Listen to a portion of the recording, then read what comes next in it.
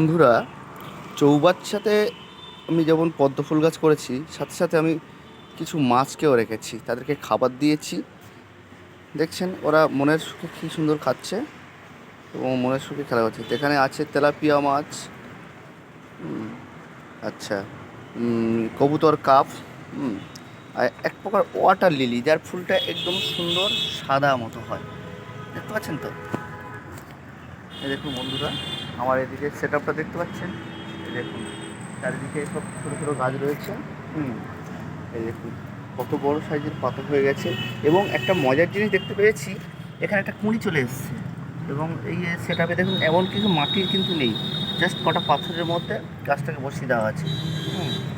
দেখুন এই ওয়াটার লিলিটা অনেকগুলোই ফুটেছে। এগুলো থেকে আবার গাছ তৈরি করা যায়, যে দেখতে পাচ্ছেন এই যে এটাকে কেটে নিয়ে মাটিতে বসিয়ে দিলে এটা থেকে কিন্তু আবার নতুনভাবে গাছ তৈরি হবে। তো টোটাল সেট আপটা হচ্ছে এইরকম ভাব। ওখানে আমরা মাছগুলোও দেখছি খেলে বেড়াচ্ছে। আরও খাবার দিলে আরও আনন্দ পাবে। দাঁড়ান আপনাদেরকে দেখাই একটু জাস্ট। এই দেখুন বন্ধুরা, আবার আমি খাবার নিয়ে এলাম, ড্রাই ফ্রুট ওদেরকে দেবো বলে আমি ওদেরকে একটু দিয়ে দিলাম। এবার ওরা মনের আনন্দে কি সুন্দর খেলছে এবং খাচ্ছে ওরা। এই পদ্ম ফুলের সাথে সাথে এই মাছগুলো যে একটা আলাদা সৌন্দর্য পাচ্ছে, এবার দেখলে বুঝতে পারবেন। বন্ধুরা, আপনাদেরকে দেখাতে পারছি এই জিনিসটাকে। অনেক বড় বড় মাছ আছে এখানে, শার্ক আছে।